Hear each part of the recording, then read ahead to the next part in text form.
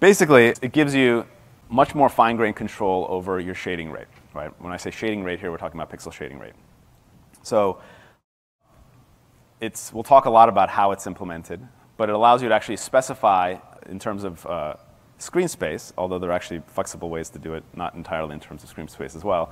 But at its core, it basically allows you to specify regions of the screen that have different shading rates, and to do so programmatically, right? You basically set a surface, which you can write values into, which the hardware then, when you render with that surface bound, uses the values in that surface to tell what the shading rate should be. So you can say this part of the screen should be very fine. 1 by 1 in this case means, like you see in the foveated rendering case, 1 by 1 is like normal full rate shading, right? 2 by 2 is, 1 shade per 2 by 2 block of pixels, so like 1/4 the shading rate. 4 by 4 would be 1 shade per 4 by 4 block of pixels, so 1/16 the shading rate. So that's just for illustration there. These are some applications that we're going to talk about today. Foveated rendering is an obvious one, where you sort of focus the shading, your shades in the area that is most visible due to the location of the viewer's eyes, the location and parameter of the user's eyes, and potentially headset if it's a VR sort of use case. There's other things we've played around with, like the content adaptive shading, where you actually vary the shading rate based on the underlying content, say the frequency content of the underlying content, something like that. And then this algorithm we're super excited about called motion adaptive shading, which we're going to spend quite a bit of time talking about today, where you actually vary it based on the motion of the screen, and this works really well. So here's how it kind of works. I'll go through this quickly. It's a lot of text here. But basically, you set the pixel shading rate for a 16 by 16 tile. So, when I showed this previously, the granularity at which you can set the actual shading rate is limited by the implementation in the API to 1 shading rate per 16 by 16 block of pixels. So you say this 16 by 16 block of pixels I want to be shaded, really finely, have a lot of shades per pixel. Maybe more than 1 shade per pixel. You can set that too. You can set super sampling. Whereas another 16 by 16, say in the corner for the foveated rendering case, I want it to be very coarsely shaded and have very, very few shades per pixel.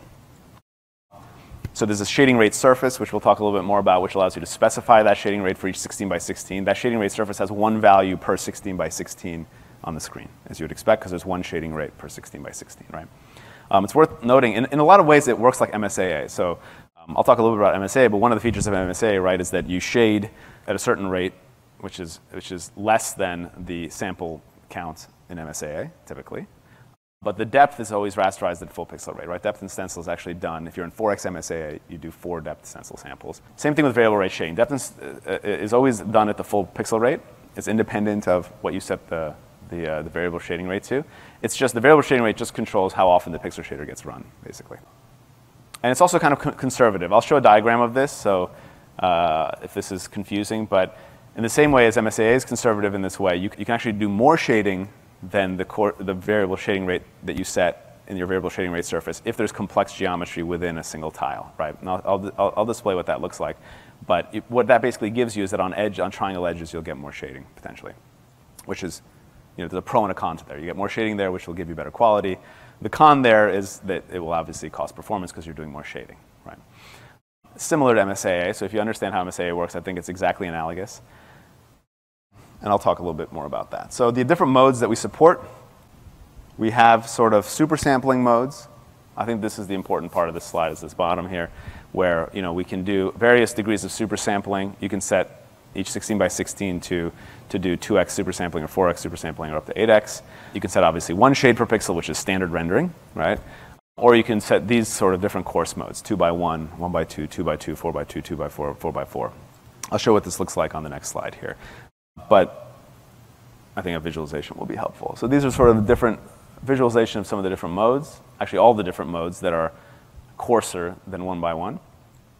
And here's a sort of visualization of how it might work, right?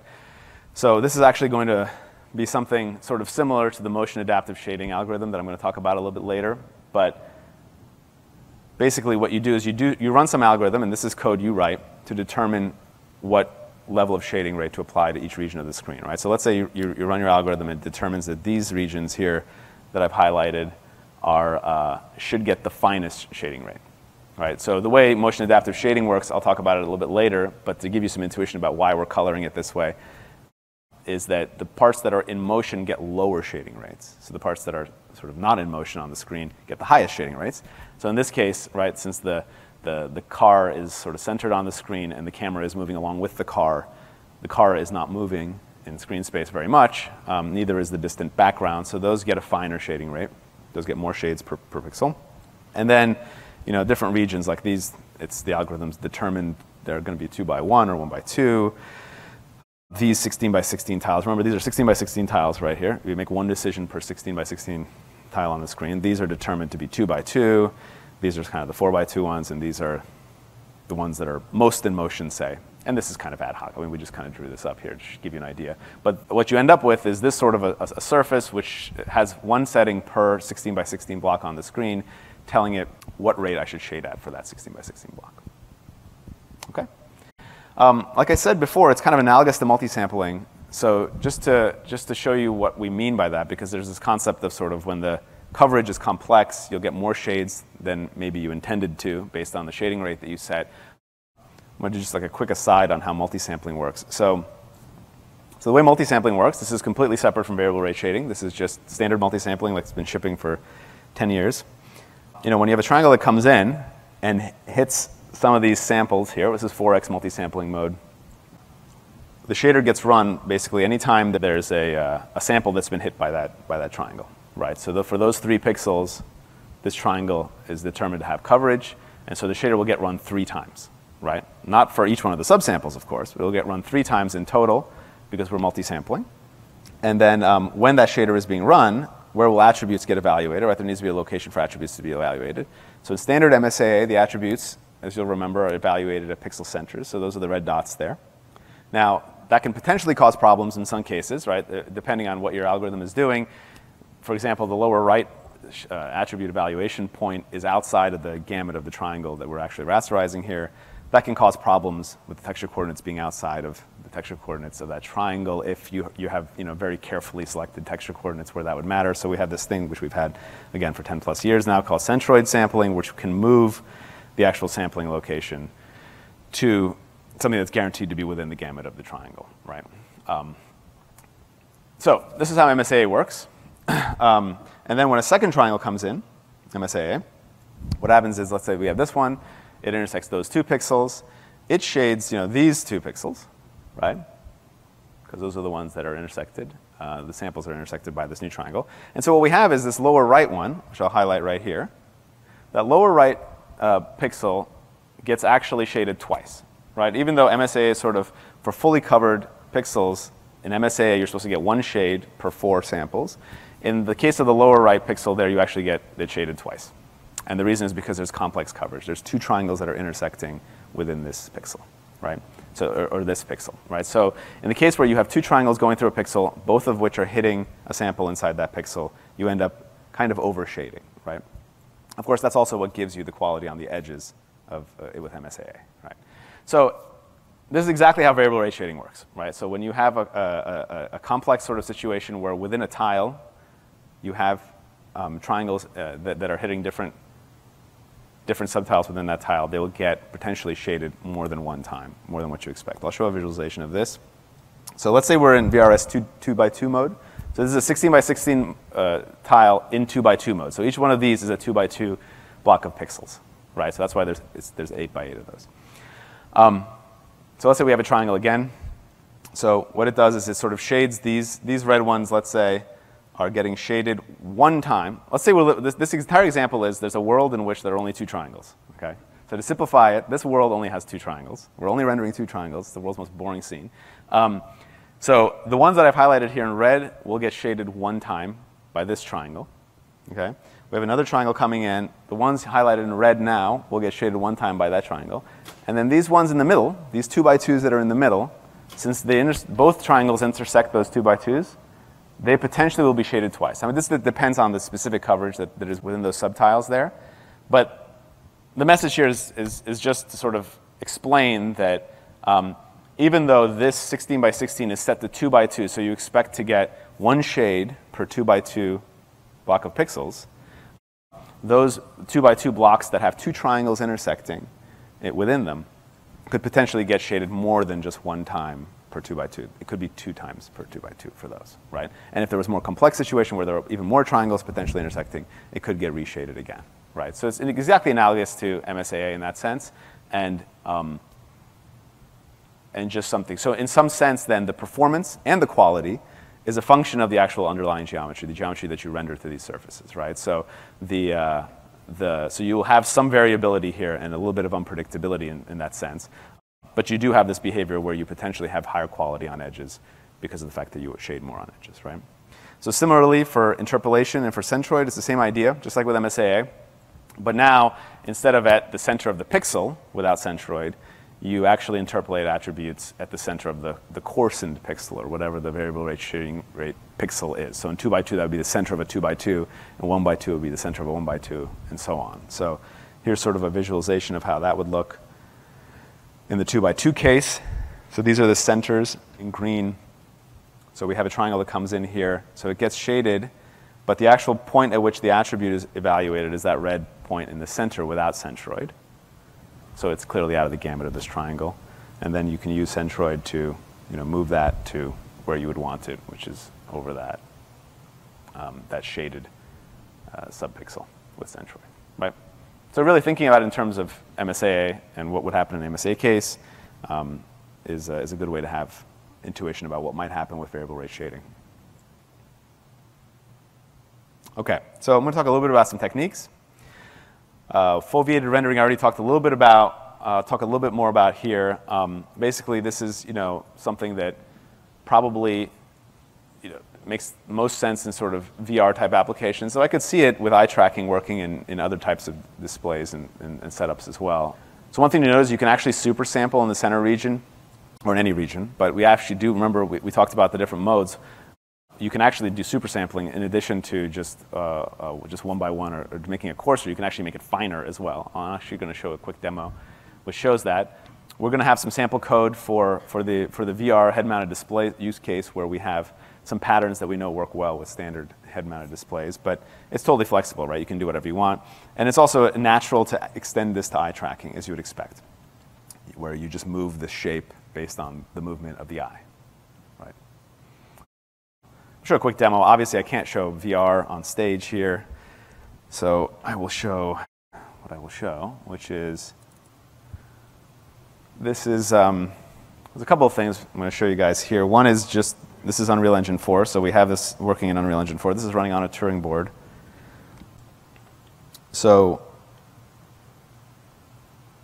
right now it's set to just normal rendering. It's kind of difficult to see, but you can see some aliasing in the distance there. And what we can do is we can turn it on, and it really helps with the aliasing. I'll show the pattern here. So this is what it's actually doing. You see the center region is actually doing 4x super sampling in this case. The sort of cyan region is doing 2x, and then red is doing just regular 1x rendering. So this is an example of actually showing how it can be used to increase quality. And the other nice thing to notice is that, like in the regions that are sort of the transitions, you're not seeing any weird artifacts where you have like that eye pattern, which this is the shading rate, right? Right now, in each of these 16 by 16s is being shaded at a different rate, and yet that eye pattern that we've used to set the shading rate is not actually visible when you're just running around the scene at all. There is no weird jump from one shading rate to another that's visible in any way, and I think it looks pretty good.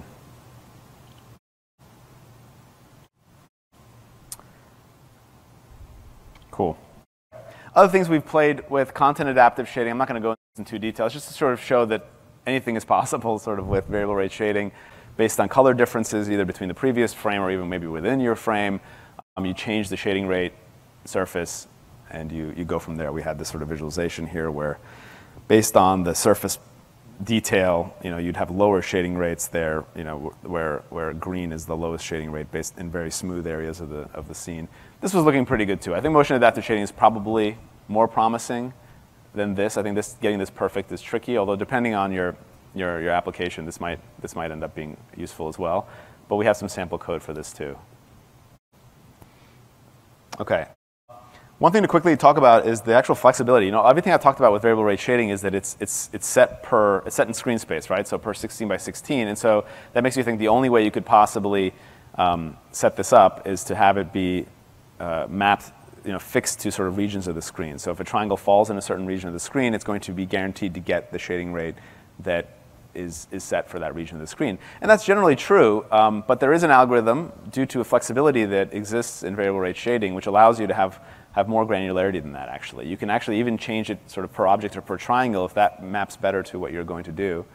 And it relies on this fact, which is a little tricky, as all indirection is, like the first time you learn how a pointer works or whatever. It's the same sort of thing. You know, where there's actually, instead of setting the shading rate directly, you set it instead basically an index into a shading rate table. And the reason that this helps is because that shading rate table is actually instanced per viewport. So I will talk about that in a second. So here's sort of how it works. These are all, I mean, the number of boxes and stuff, ignore. These are just to make it easier to fit on a slide. Those don't actually apply. But the shading rate surface, instead of storing the shading rate directly, instead it stores an index into a shading rate table.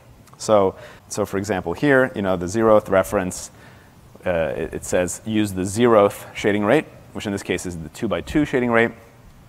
This entry is referencing the 3rd one, et cetera, right, as you can imagine. And so the flexibility comes from the fact that this shading rate table, there isn't just one of these. You can actually set these per viewport. And there's an API for setting shading rate tables per viewport. And so that allows you to change it per viewport. And so you can do an algorithm that looks something like this. So this is, you know, sort of a conceptual diagram here in a simple, oversimplified case, of course. But let's say you have two viewports. Let's say you have a render target that you're rendering to. And you have two viewports that are set up to span the entire render target. So they're not viewports in the traditional way of thinking about it as being, you know, different regions of a render target or something like that, or even have different parameters. The only difference in the parameters, possibly in this case, is that the shading rate table, which I'm just showing underneath there, has different values in it, right? And the viewports, as I said, just cover the entire render target. So there's no change in, you know, the projection parameters or anything that's happening here. All that happens is basically in your code, when a triangle comes in, you ask in some shader code somewhere, basically the question, is this a coarse or a fine primitive? Based on whatever heuristic you want to use. You know, it could be based on something you know about this triangle, some material parameters or some other parameters, some ID that you reference or some value that you store with the triangle or whatever it is, or some global parameter even based on something that's going on in the scene or something. And then based on your determination there, you route it to one of these viewports, right? All modern APIs have this ability to route triangles to different viewports inside in the geometry pipeline. And so you just say, send it to the fine viewport, say in a geometry shader. Next triangle comes in. You again ask the question if it's coarse or fine primitive. If it's a coarse one, this time you send it to the coarse viewport, which has a set of much coarser shading rates set in its shading rate table. And so those are the ones that get applied to that triangle when it gets rasterized into that final render target. So what this allows you to do is basically make a determination. And I just showed two here. You could have obviously more than two viewports with all kinds of different shading rates set in them. But allows you to specify on a per triangle basis what the shading rate should be for that triangle. So that's pretty cool and gives you some additional flexibility. One sort of performance implication that I should mention is that they're actually, you have this flexibility, but you should not necessarily use it like to the logical extreme, where every single triangle you flip between one shading rate and another. There are performance implications to this. There's caches in the pipeline and stuff that have to get flushed when you switch viewports that rapidly. So there should be just some amount of bundling here, some amount of coherence that you introduce. You know, if you're doing a shading rate, different shading rate per object or per material or something, as long as those triangles sort of come in roughly with each other, it should be fine. It's not a huge problem, but if you would switch it every other triangle, you'd switch from one viewport to the other, that might introduce some performance problems inside the geometry part of the pipeline. Okay. Few special considerations for variable rate shading I should talk about real quick, and then let's leave some time for other speakers. One thing is temporal AA. This is a problem we ran into. I use this as an example because it actually could potentially impact some other algorithms as well that behave this way. But basically, you know, a lot of temporal AA algorithms have this jittering that gets applied to do sort of subsample jittering to give you AA, actually, from frame to frame. Well, when you go to this very coarse pattern, in this case we're doing 4x4, so it's the most extreme possible setup for variable rate shading. Now if you're still doing your jitters at that same small amount of jittering, you're not getting good coverage within the new coarse pixels. Right? Now you're just, instead of before, right, your pixel that I showed there was getting really good coverage with that jitter pattern. Now the samples are spaced really far apart, and what you end up getting is shader aliasing. So the solution to this is fairly straightforward. You just jitter the scaling as you'd expect, but you have to do this based on what you know about how coarse the variable rate shading that you're setting is. Now you can be conservative with this and just set it to whatever the coarsest in the frame is. That seems to work well in what we've experimented. But you basically have to account for this in your shader, otherwise you'll get some aliasing. I'll show an image here. We sort of dabbled with this in Unity. This is baseline, sort of no variable rate shading. This is naive 4x4, so it gets really, really kind of janky here, right? But this is without any of the jittering. So this is, when I say naive 4x4, that means we're just coarsening everything by 16x, right? There's nothing smart here. And then if you add the jittering, you still get blurring, of course, because you're doing 1/16 the shading, right? But it's much smoother because TAA handles the smoothing correctly because you've actually jittered correctly now. Another thing to talk about real quick is deferred rendering. Similar problem as you do with MSAA with deferred rendering, so it's kind of up to you how to handle it or if it's important to handle.